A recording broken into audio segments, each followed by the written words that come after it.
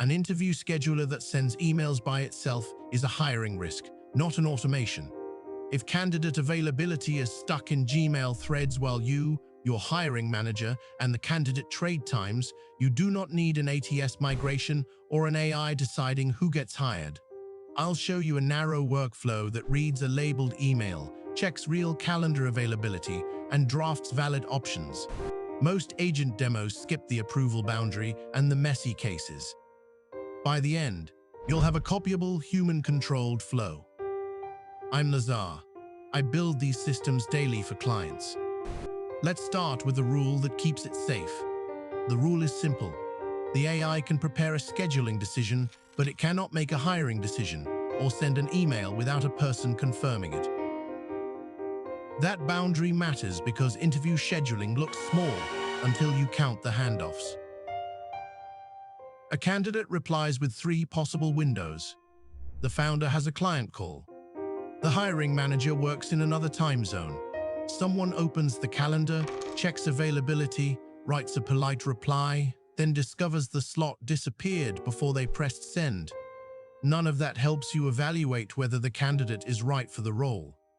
It is repetitive coordination work sitting between people and an actual conversation.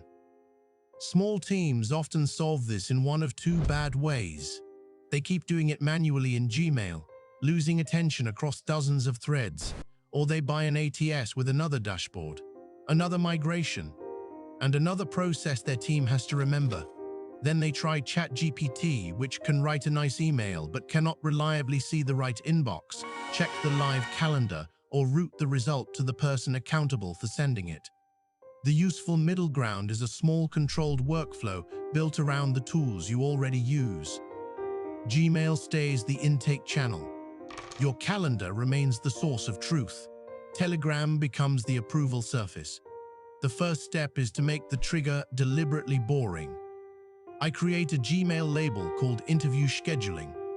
A founder, recruiter, or assistant applies that label to an active candidate thread, or a rule applies it when an email reaches a dedicated hiring address. That label is the instruction.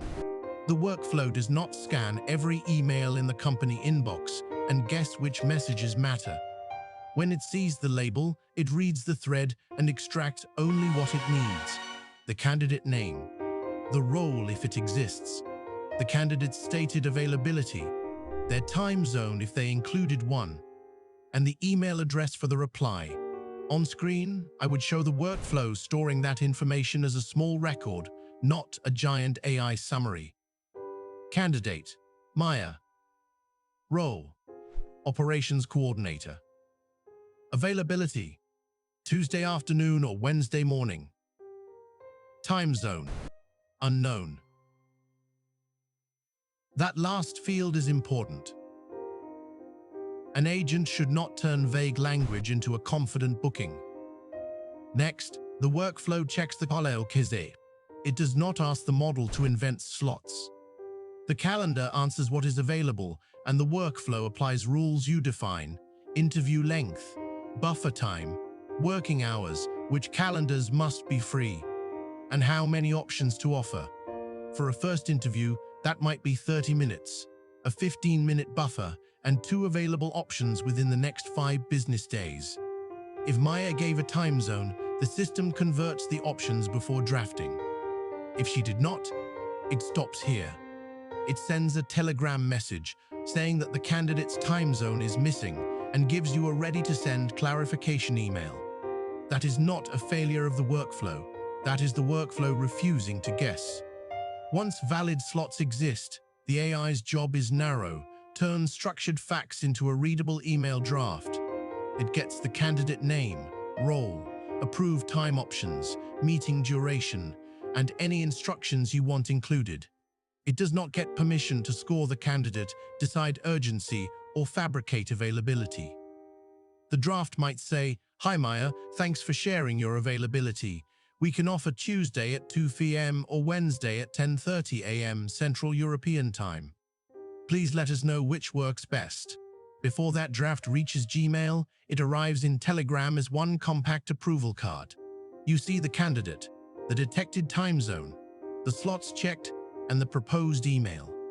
Then you have three actions: approve, edit, or stop.